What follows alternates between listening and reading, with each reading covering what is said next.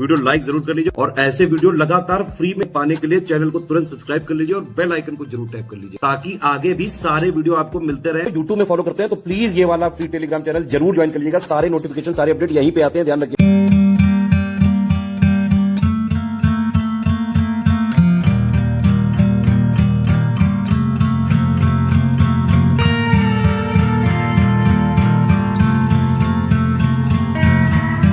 Hello everyone, welcome to study for civil services. और ये video series हमारी GS 5 जो आपका मेंस में नया ऐड हुआ है उससे संबंधित हम इसमें क्वेश्चंस कर रहे हैं।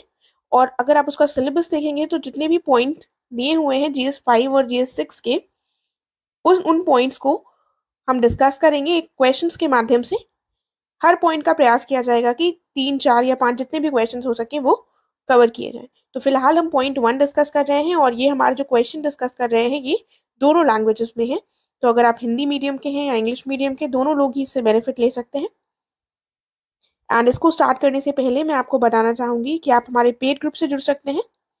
आप चाहें तो हमारे क्रैश कोर्सेज को ज्वाइन कर सकते हैं जो UPPCS के एग्जाम्स के लिए जैसे PCS, ROA, ROB और सभी के लिए चलाए जा रहे हैं। साथ में HCS, BPSC और UKPSC जैसे एग्जाम्स के लिए भी कोर्सेज अवेलेबल हैं और इनसे संबंधित अधिक जानकारी आपको गिवन नंबर्स पर मिल जाएगी। और अगर आपने अभी तक हमारे फ्री टेलीग्राम चैनल को नहीं ज्वाइन किया है तो इसको जल्द से जल्द ज्वाइन कर लीजिएगा, क्योंकि यहाँ पर आपको चैनल से संबंधित सभी अपडेट्स इजीली अवेलेबल होंगे। तो आइए हम देखते हैं अपना क्वेश्चन। ये जो क्वेश्चन है ये पॉइंट 1 हमारा जो सिलेबस का है उसी से संबंधित है। पॉइंट 1 क्या है? History, civilisation, culture and ancient cities of UP. देखिए, जब हिस्ट्री और सिविलाइजेशन की बात आती है तो हमने जितनी भी हिस्ट्री पढ़ी है इंडिया के एस्पेक्ट में वो सारी चीज़ें हमको यूपी के एस्पेक्ट में देखनी पड़ेंगी। तो जब भी आप अपनी हिस्ट्री रिवाइज कीजिएगा तो उनमें जो यूपी से संबंधित पॉइंट्स हैं उनको आप एक जगह कलेक्ट कर कर रख सकते हैं, वो आपको मेंस में ज़रूर हेल्प करेंगे। तो क्वेश्चन क्या है वो देख लेते हैं। Discuss the culture and heritage of the city of Varanasi. Varanasi शहर की संस्कृति और विरासत पर हमको इस चर्चा करनी है। तो इंट्रोडक्शन में हम थोड़ा सा वाराणसी के बारे में बताएंगे और जो बॉडी पार्ट है उसमें हमको कल्चर और हेरिटेज को डिटेल से डिस्कस करना है।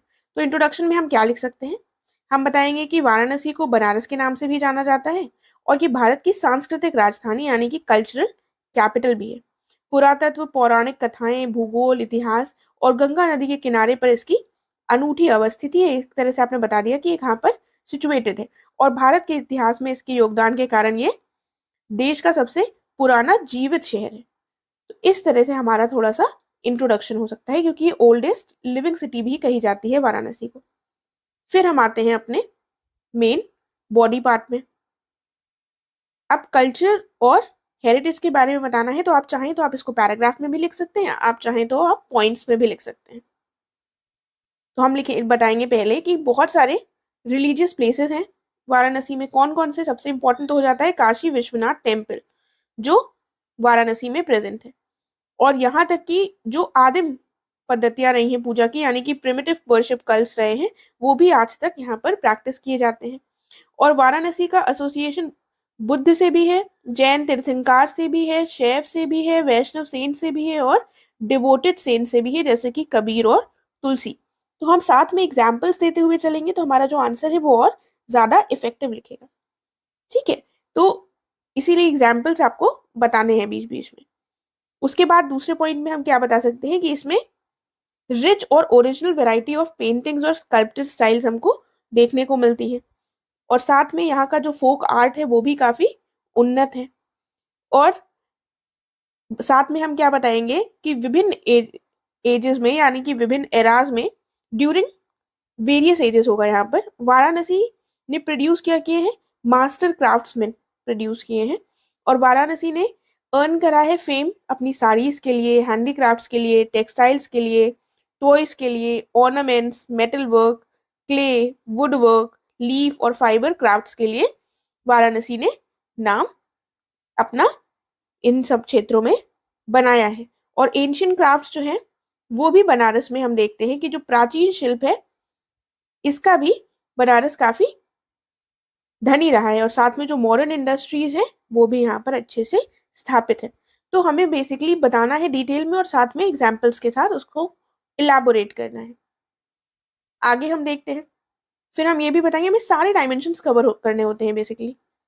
तो कैपिटल ऑफ नॉलेज भी कहा जाता है क्योंकि ये most ancient seat of education माना जाता है। अगर हम देखें तो जो भी फेमस स्कॉलर्स हैं और उनके जो भी शास्त्रार्थ हैं, साथ में जो ग्रेट यूनिवर्सिटीज हैं, कॉलेज हैं, स्कूल्स हैं, मदरसे रहे हैं, पाठशाला, गुरु शिष्य ट्रेडिशन में जो रहा है, और इसके अलावा जो एपिक्स हैं जैसे हमारे महाभारत, रामायण, और वेरियस लैंग्वेजेस, डायलेक्ट्स, और विभिन्न न्यूज़पेपर्स, मैगजीन्स, साथ में जो फेमस लाइब्रेरीज हैं, सब चीज़ें यहाँ पर पाई जाती हैं।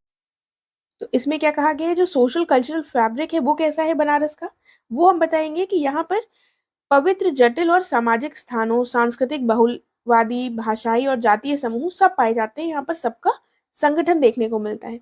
साथ में ये समृद्धि, बुद्धिजीवियों, मौखिक परंपराओं, जातियों, रीति रिवाजों और व्यक्तित्व व्यवसायों, साथ में सांप्रदायिक सद्भाव का शहर कहलाता है क्योंकि यहाँ पर हर चीज हमको हर चीज का मेल दिखाई देता है। फिर हम कौन से पॉइंट लिखेंगे, फिर हम बताएंगे कि जो बनारस है ये अपनी म्यूजिक के लिए भी काफी फेमस है, यानी कि गायन और वाद्य के लिए, दोनों के लिए बहुत फेमस है। ठीक है, और इसकी अपनी नृत्य परंपरा भी रही है। इसके अलावा लोक संगीत और नाटक, नाटक विशेष रूप से आप एग्जाम्पल के रूप में रामलीला बताएंगे, यहाँ पर बहुत ज्यादा इसका समृद्ध भंडार देखने को मिलता है। पारंपरिक संगीत समारोह, मेले और त्योहार, अखाड़ों, खेल और खेल का यहाँ पर हम समृद्ध परंपरा, ट्रेडिशनल वे में ये सब चीजें यहाँ पर देखते हैं। तो ये सारे पॉइंट्स आप चाहें तो नोट कर कर रख सकते हैं, क्योंकि जनरल पॉइंट्स अगर हम केवल लिखेंगे बिना फोकस किए बनारस में तो हमको अच्छे पॉइंट्स नहीं मिलेंगे और ना ही मार्क्स अच्छे हम उससे ऑब्टेन कर पाएंगे। इसीलिए थोड़ा इंपॉर्टेंट हो जाता है कि हम डिटेल में इन चीज़ों को थोड़ा लिखें। उसके बाद शहर में भारी हल्के कुटीर उद्योग भी देखने को मिलते हैं, साथ में स्थानीय हस्तशिल्प भी काफ़ी विकसित है। और इसके अलावा लघु उद्योग इकाइयाँ जो हैं, यानी कि जो स्मॉल कॉटेज इंडस्ट्रियल यूनिट्स हैं, जैसे कि हो गया है डीएलडब्ल्यू का, भेल का, electric, cycle, pumps, paper, glass, fertiliser, इन सब के हमको स्मॉल स्केल इंडस्ट्रियल यूनिट्स भी देखने को मिलते हैं।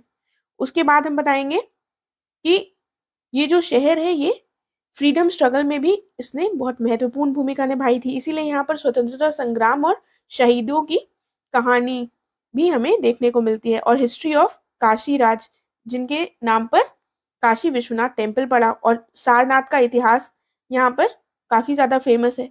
और ये शहर भारत के इतिहास का साक्षी रहा है, यानी कि इंडिया की जब आप हिस्ट्री पढ़ेंगे तो उसमें जो भी बदलाव आए हैं उसको किसने डिपिक्ट किया है, वाराणसी में उसका हमें कुछ ना कुछ प्रभाव, उसके कुछ ना कुछ उदाहरण जरूर देखने को मिल जाएंगे।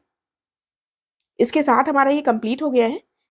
देखिए, इन पॉइंट्स के अलावा हम यहाँ पर और क्या ऐड कर सकते हैं, जैसे आप बता सकते हैं यहाँ पर आप म्यूजिक का जब एग्जाम्पल दे रहे हैं तो आप बनारस घराने के बारे में उल्लेख कर सकते हैं। ठीक है, वो इंपॉर्टेंट हो जाता है क्योंकि बनारस घराना काफी फेमस है।